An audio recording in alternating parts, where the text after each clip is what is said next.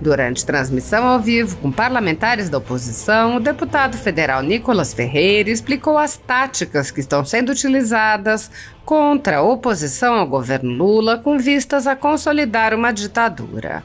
O deputado disse: eles estão fazendo uma guerra psicológica muito grande, não somente com o Bolsonaro, mas com todos os seus aliados. É impressionante como eles querem criminalizar a liberdade de protestar. A gente percebe que todas essas manchetes são para amedrontar, que já tem cela preparada, se falar contra ministros do STF será preso. Então é uma guerra psicológica muito grande. Amedrontar não somente quem irá falar, mas também os que irão para a Paulista. Quando a gente cede a esse ponto, pode ter certeza de que não temos mais liberdade. O deputado conclamou os cidadãos a não se deixarem amedrontar e comparecerem para manifestar sua insatisfação com os rumos do país. Para quem está pensando em desistir de comparecer, Martin Luther King fala que a liberdade nunca é dada pelo opressor, mas é conquistada pelo oprimido. Estamos realmente vivendo um momento muito ruim, muito difícil. Muitas pessoas em situações horríveis. Acabei de sair da casa de uma pessoa que foi condenada a 16 anos por conta dos atos do dia 8. Uma situação muito difícil. Fiquei muito abalado. A gente se sente muitas vezes impotente. Muitos estão pagando um preço muito alto por uma vingança contra a direita. Nicolas Ferreira explicou: dia 25 não é um recado para eles, não somente eles, na verdade, é para nós, é para a direita, para os homens e mulheres de bem, de coragem. Moisés não viu a terra prometida, falou sobre ela, sabia o que tinha lá dentro, mas teve quem viu. Cada geração tem um propósito. Se Moisés não tivesse feito o que fez, possivelmente Caleb também não teria entrado. Talvez muitos de nós não vejamos o futuro Brasil prometido, talvez eu não veja, mas talvez a minha filha veja. O deputado disse: quando a gente desiste de lutar, a gente já perdeu a guerra. Temos de ter persistência, saber que o mal continua, mas não é eterno. É um recado para quem está desanimado. Vamos mostrar que a direita existe e é feita de mulheres e homens honrados. Está sendo plantada nos corações de jovens. Que legado vamos deixar? De homens e mulheres que desistiram? Muitas vezes se perde guerras, mas acontece uma injeção de ânimo para que isso nunca mais aconteça. Apoiadores do ex-presidente Jair Bolsonaro e pessoas que apenas têm um discurso diferente do imposto pelo cartel midiático vêm sendo perseguidos, em especial pelo judiciário. Além dos inquéritos conduzidos pelo ministro Alexandre de Moraes, do Supremo Tribunal Federal, também o ex-corregedor do Tribunal Superior Eleitoral, Luiz Felipe Salomão, criou seu próprio inquérito administrativo e ordenou o confisco da renda de sites e canais conservadores, como a Folha Política. Toda a receita de mais de 31 meses do nosso trabalho está bloqueada por ordem do TSE, com aplauso dos ministros Luiz Roberto Barroso, Alexandre de Moraes e Edson Fachin. Como costuma acontecer em inquéritos nas cortes superiores, o inquérito segue se estendendo indefinidamente, enquanto medidas arbitrárias impostas aos alvos sem direito à defesa permanecem em vigor. O inquérito já está no quarto relator, o ministro Raul Araújo, e segue sendo transmitido de corregedor em corregedor, enquanto famílias e empresas veem sua renda ser subtraída dia após dia. Sem a possibilidade de receber a renda de seu trabalho, o jornal corre um risco de fechar. Se você apoia o trabalho da Folha Política e pode ajudar, use o QR Code para doar qualquer quantia para a empresa Raposo Fernandes ou use o código ajude@folhapolitica.org. Caso prefira, há a opção de transferência bancária para a conta da empresa Raposo Fernandes, disponível na descrição deste vídeo e no comentário fixado no topo. Há mais de 10 anos, a Folha Política faz a cobertura da política brasileira, mostrando atos, pronunciamentos e eventos dos três poderes, quebrando a espiral do silêncio imposta pelo cartel de mídia que quer o monopólio da informação. Pix ajude@folhapolitica.org. Assista! Fala pessoal, boa noite aí, desculpa o atraso, Bia. E o deputado sem barba, que eu não sei quem é esse cara aí no canto. Sou irmão do Gil Diniz. Eu eternamente vou ficar sem barba. Eu tô tentando ter barba, já tem 27 anos, mas eu acho que não vai dar mais não. Boa noite a todos aí. Boa noite, a gente estava falando aqui sobre o sentimento das pessoas para a manifestação do dia 25, a expectativa e também do que ocorreu durante a semana toda. Como é que tu vê esse dia 25 e tudo que está acontecendo? Eles estão fazendo uma guerra psicológica muito grande, né? Não somente com o Bolsonaro, mas com todos os seus aliados. É impressionante como eles querem criminalizar a liberdade, né, de protestar, e a gente percebe que todas essas manchetes de fato é para amedrontar, né? Seja já tem uma cela preparada, se falar um ai contra um ministro do STF será preso. Então uma guerra psicológica muito grande para amedrontar não somente quem irá falar, mas principalmente as próprias pessoas que estão indo, né, para a Avenida Paulista. E quando a gente cede a esse ponto, pode esquecer que a gente já não tem mais liberdade. Então esse é um ponto importante, né, para quem está talvez aí pensando em desistir de comparecer dia 25. Martin Luther King fala que a liberdade ela nunca é dada pelo opressor, mas ela é conquistada pelo oprimido.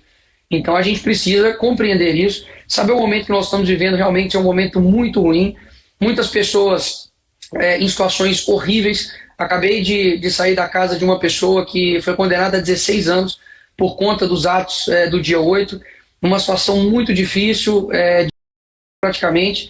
E fiquei assim, de fato, até falei com o Anderson aqui que eu não iria participar aqui hoje, que realmente estava bastante abalado com a história dela. A gente se sente muitas vezes impotente, né? E a gente sabe que muitas pessoas estão pagando um preço muito alto por uma vingança, né, processual contra a direita. Então, dia 25 não é um recado para eles. Eu acredito que não somente eles, na verdade, é um recado para nós mesmos. É um recado para a direita, né, para as pessoas de bem, para os homens e mulheres de coragem que acreditam que gerações têm propósitos diferentes, né? Hoje de manhã eu fiz uma analogia, quero retomá-la aqui, de que Moisés ele não viu a Terra Prometida. Ele falou sobre ela, sabia o que tinha lá dentro, mas ele não viu a Terra Prometida. Mas teve quem viu, né? Caleb, que era um jovem e viu que a Terra Prometida existia e ele entrou na Terra Prometida. Ou seja, cada geração tem um propósito. Se Moisés não tivesse feito o que ele fez, possivelmente Caleb também não teria entrado. Então, talvez muitos de nós não veremos o Brasil prometido. Essa é a realidade. Talvez muitos de nós a gente não vai ver o futuro prometido que o Brasil tem. Mas talvez a minha filha veja, né? Talvez a Aurora, né, minha filha, veja. Talvez o Henrique, né, aí veja, né? A Geórgia veja. E a gente está lutando exatamente por isso. Então, quando a gente desiste de lutar, de fato a gente já perdeu a guerra. Então a gente precisa, né, Maurício, todos estão aqui escutando a gente precisa ter não somente resistência, mas uma persistência de compreender que o mal ele continua, mas ele não é eterno, e é um recado para nós mesmos. Pessoas que estão desanimadas, desesperançosas, pessoas que acham que somente eleições mudam o país, de mostrar que a direita existe, que a direita ela é feita de pessoas, homens e mulheres honradas, que a direita ela está sendo plantada, né, no coração de jovens, de adolescentes, de crianças, e que a nossa geração vai ter que deixar um legado, né?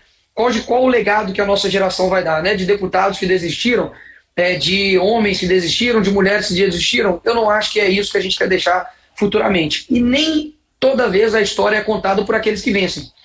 Muitas das vezes a história ela é perdida, né? A gente perde guerras, mas futuramente aquelas perdas vai ser uma injeção de ânimo para outras gerações, para que isso nunca mais aconteça. Eu duvido que o comunismo, digamos assim, consiga se instaurar, né, em uma Polônia da vida, porque a Polônia já experimentou a ditadura. Então lá atrás, as pessoas que sofreram, foram injustiçadas, elas não tinham ideia que o que elas passaram serviu para um futuro, para que isso nunca mais aconteça.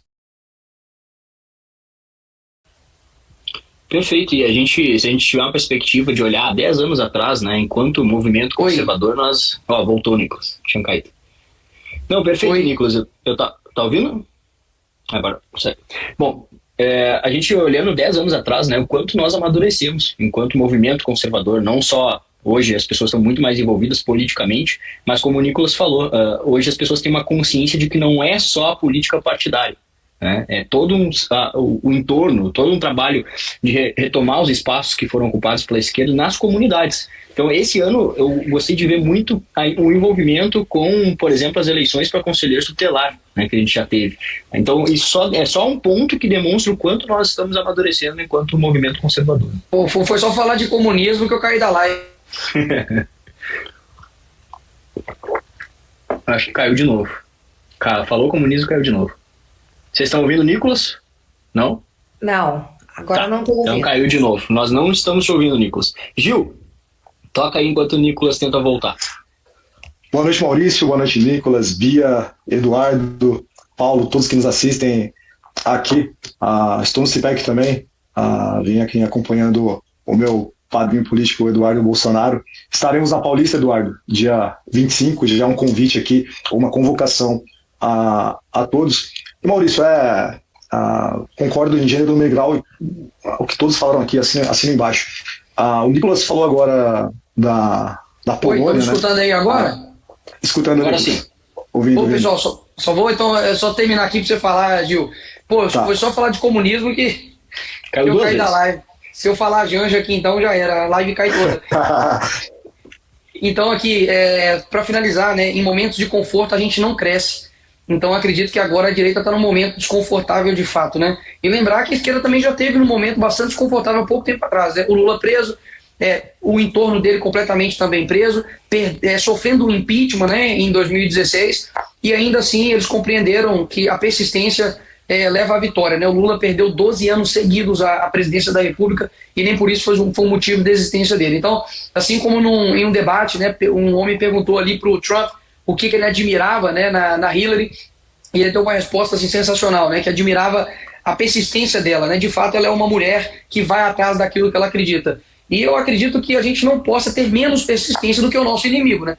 Porque, caso contrário, poxa, se eles têm uma motivação errada para continuar, nós que temos uma motivação certa, nós vamos desistir pelo meio caminho? Claro que não.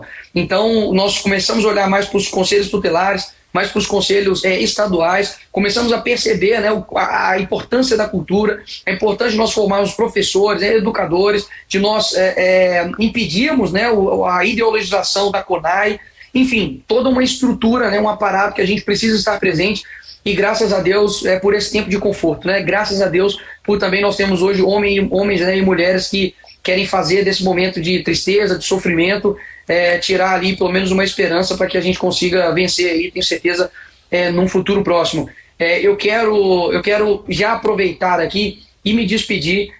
Eu estou aqui recebendo aqui a família aqui da minha esposa, eles chegaram aqui, ela também, coitada, já está nos finalmente para poder ganhar neném, ela está precisando de algumas ajudas, então vou me despedir aqui de vocês, obrigado pelo convite aí, quero mandar um abraço para o Eduardo, para o Paulo, Bia, Maurício, para o Gil, parabenizar aí vocês, né, pela luta. Se Deus quiser, né, a gente vai vencer, talvez não agora, talvez não amanhã, mas um dia eu tenho certeza que a gente vence essa aí. Obrigado aí, Maurício, mais uma vez pelo convite aí. Um abraço a todos. Valeu, pessoal. Valeu, Beijo pra você.